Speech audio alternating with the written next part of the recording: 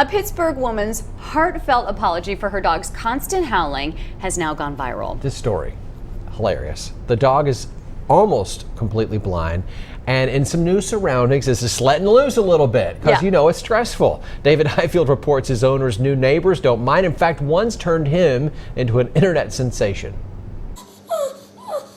It normally starts with a whimper and then escalates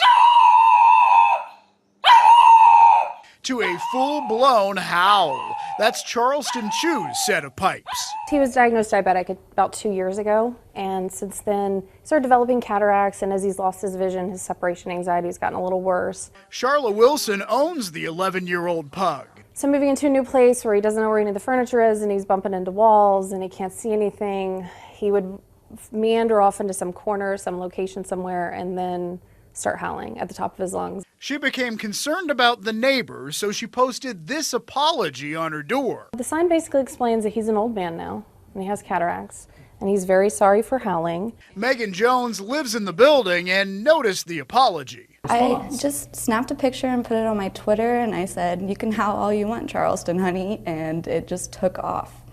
How many people have liked it? I would say about 500,000.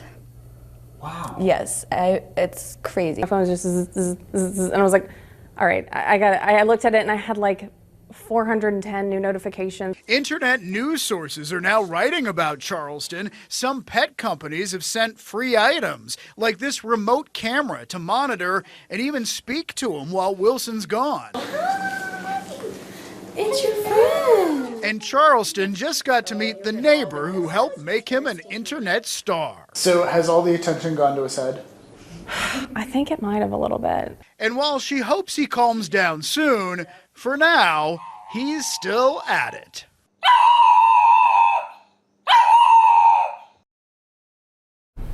Love him. Imagine if you heard that and you didn't know what it was. That's true. I'm glad that she clarified. She put up the sign. Call the cops. Something bad is happening in there.